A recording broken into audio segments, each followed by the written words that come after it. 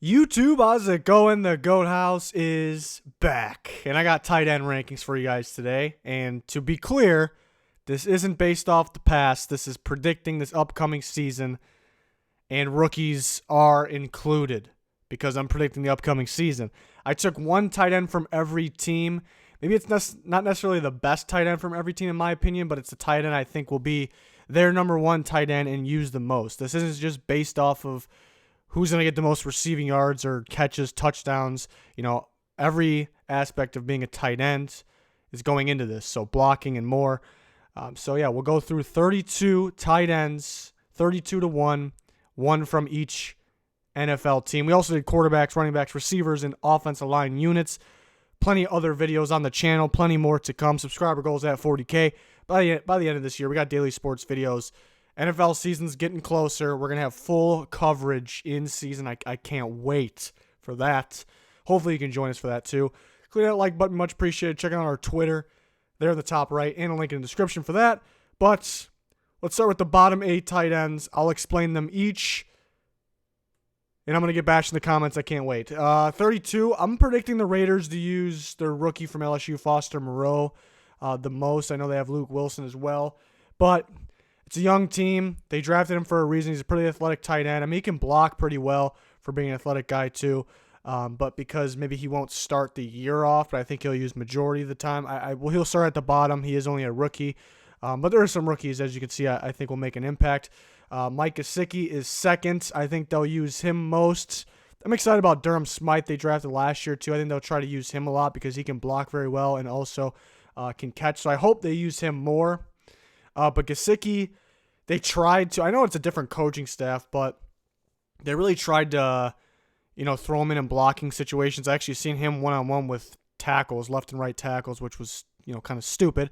New coaching staff for a reason, but they may want him to take on that role of, I guess, the starting tight end, the almost every down tight end. But I think he needs a lot. He's got a lot to work on. I think other people were higher on him in the pre-draft process last year than I was. Same goes for Hayden Hurst, which Mark Andrews to me is, I guess I would consider better, but Hayden Hurst does more, in talking about blocking, which he's a solid blocker. And they're going to try to get him going since he was a first-round pick. I did not like that pick, but I think he can really start to get better here. So he's down at 30. Tyler Higbee at 29. He'll split with Gerald Everett. I mean, you can put either one here. I was a fan of Gerald Everett back when he was at South Alabama. I'm surprised hasn't came along a little better, but he's shown signs. And they like using Higbee as more of the all-around tight end, so he makes the list for the Rams. Will Dissly is a guy that you shouldn't really sleep on. He's down here at 28. Didn't get a whole bunch of action last year, but in the 4 games that he played, he looked pretty solid. And the main thing is that I look at is Russell Wilson kind of targeted him, maybe not the first game or two, but the next couple, he really looked to throw to him. So if he didn't get hurt, I think he would have had much more production than Van Ness. So you can put either one down here, but I'm thinking, Dissly stays healthy. He could be the guy. And then this could be for the Cardinals at 27, could be Ricky Seals-Jones or Charles Clay. Either one. I think in that they really both of them work in that Kingsbury offense, but I think Seals-Jones could be pretty solid in that offense. The Jason Witten at 26, maybe not the same as he once was, still make an impact, and they definitely needed a tight end like that.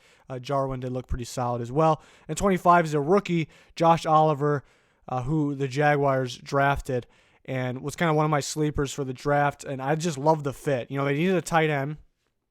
They needed a starting tight end, and I think he's just a Nick Foles tight end to me. I think it's a good fit there. I think they'll have a pretty strong connection early on. I almost wanted to put him higher in this, but how much production will he, or how much reps will he get right away? That's the question. But I think it's a great fit. I think him and Foles will have a good connection. So around to the next 8 tight ends. I got Jordan Thomas at 24, really coming along for the Texans. Not a whole bunch of production, but it could continue to improve. It seems like Watson really likes him. So I think he'll continue to target him. Tyler Kroft from the Bengals to the Bills, so now the Bills tight end. 2 years ago had pretty good production.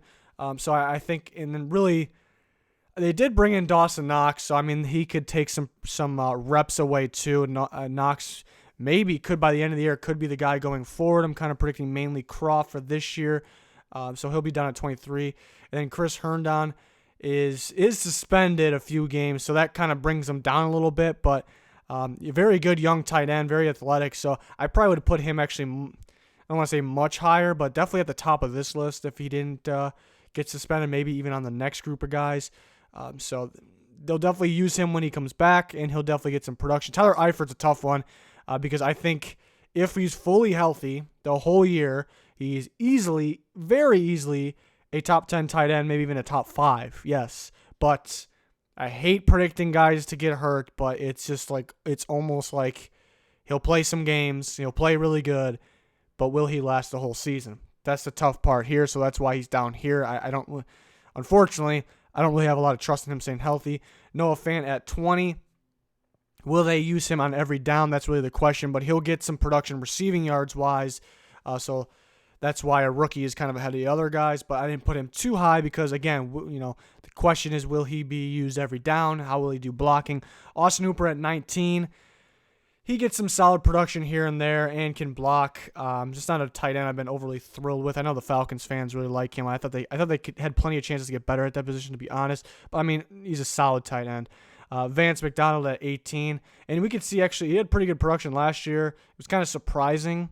So will that continue? Will it kind of go back to the old Vance McDonald, or could it actually go up because Jesse James isn't there anymore? So kind of back and forth on Vance McDonald. I think is a good spot for him. And Jordan Reed at 17. Can he stay healthy? Question mark there. We know he's a good tight end, but even if he is healthy, they like to use Vernon Davis a good amount as well. So there's some splitting going on there. But what Reed's capable of is much better than 17. That's where I got him for all those reasons I explained. So now we're going to go by 4 and break down these guys. At 16, I got Trey Burton of the Chicago Bears. Very athletic tight end. I think, honestly, he relies on his athleticism a lot, which is good and bad because he's athletic and doesn't have really the tight end IQ, because he used to be a former quarterback. So he maybe doesn't have the position down like the other guys, but that could be looked at as a good and a bad thing because I guess he still has potential to grow since he's still learning the position. Guys ahead of him here on this list, as you see, already they're not going to learn anymore. They know the position. Burton, mainly a sneaky tight end with athleticism, kind of just runs to open spots, which it's not really a bad thing. And again, like I said, he could actually get better. Can he play all 16 games, though? There's been, some interesting reasons why he wasn't in games, and that kind of rubs me the wrong way, if true. I heard a lot of things about anxiety, and then later on they're coming up with injuries. I think the original reports were true there. So can he stay in the game? I didn't like that he had to sit out of the playoff game for whatever reason, but athletic, sneaky tight end. Greg Olsen, 15, other guy, he's much better than 15 if he's on the field. It's almost like we're kind of expecting him to miss plenty of games here. That's just kind of how I feel, but he's a great tight end. The Panthers need him. I also have Ian Thomas as well. Jimmy Graham at 14, I think he picks it up a little bit this year. I don't think he was 14 last year. He got some receiving yards, wish he got some more touchdowns. And I think both of those pick up a little bit this year. A little more receiving yards was okay in that category last year, and definitely more touchdowns. But then the question is blocking. And you go back and look at it, and everyone knows that he just couldn't block last year. But if you go back and look at it, it almost looks like he wasn't trying. So I don't really know what to make of that, honestly. Is he going to try to block? Is he going to be able to block? They got Sternberger as well, not really a blocking tight end, more of a receiving tight end. Is that going to take away production from him? There's a lot of questions going into this. Really, a lot of these tight ends, because usually health is the concern with a lot of these guys, not Jimmy Graham, though. But I think he picks it up this year. Healthier Aaron Rodgers could make him better. Ben Watson's all the way up at 13. You could see a retro pick of Ben Watson on the Patriots. He's back with the Patriots. No Gronk, so I think Ben Watson gets a lot more production than I guess we would expect if he was on any other team. So he's up at 13. But at the same time, they kind of shied in the regular season. They kind of shied away from targeting the tight end as much as they did in the past, the Patriots, that is. And they kind of adding some more receivers like N'Keal Harry. So I think they'll try to get a little different look even. So I don't think Watson gets a crazy amount of production. I just think definitely more since Gronk is gone, unless somehow he comes back. I've heard reports of that. And definitely more than he would have on a different team. So that's why he's at 13. Coming in at number 12 is going to be Kyle Rudolph of the Minnesota Vikings. I think in general, he's a better tight end than some guys ahead of him. But looking at this year, he's a solid blocker too. But looking at this year, I think a lot of splitting going on. He's important to their team, was pretty clutch last year, but they draft Irv Smith. I know it's a different type of tight end, but still, some targets will go to Irv Smith. And then people sleep on, I think, David Morgan. David Morgan's an excellent blocking tight end and pretty sneaky in the receiving game. So the Vikings have and they have Conklin too as a receiving tight end. So the Vikings actually have a very good tight end unit, which I think takes away production from Kyle Rudolph. You couldn't make the argument, well, they just extended him because they really, really like him. I think true. I think he's important to them. But I think also a reason for the extension was to clear space near future, which they did with that, and kind of give him the money long term if he sticks around. So kind of back and forth on that one. But overall, a very good tight end. Just production-wise, maybe not as much. 11, Hunter Henry, if he doesn't get hurt, which I don't really, it's kind of a one-year thing. It doesn't show signs he's going to keep getting hurt. Freak athlete tight end. And I think he'll get a good amount of production. That's why he's here at 11. Slight injury concern. Nowhere near is the amount of injury concerns the other guys, so maybe that's why he's at 11. But I think if he stays healthy, production-wise, better than 11. So we'll see. Evan Engram, I really like Engram. Super athletic. He can get a lot of production.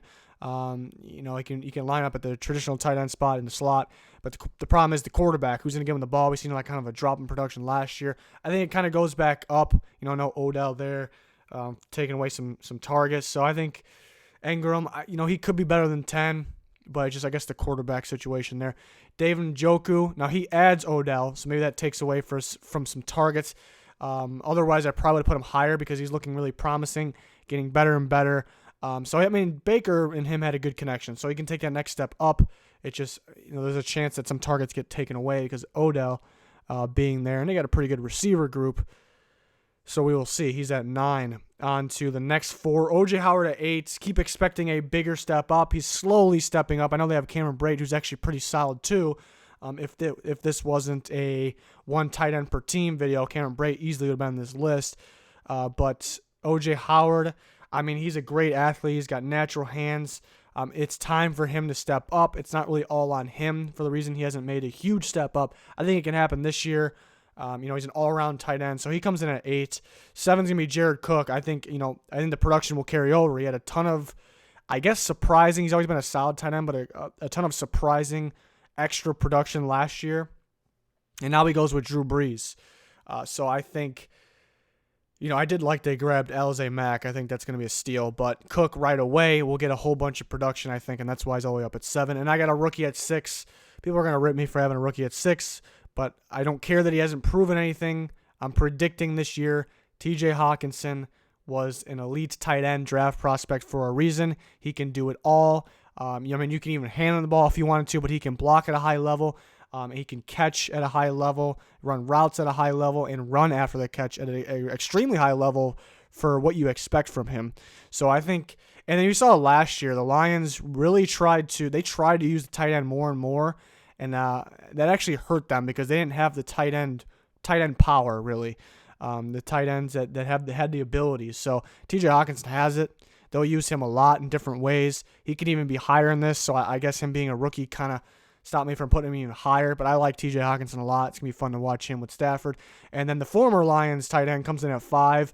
Crazy year he had for the Colts. I remember I loved that pickup, and I always thought Ebron was better than he looked with the Lions. That kind of worked out.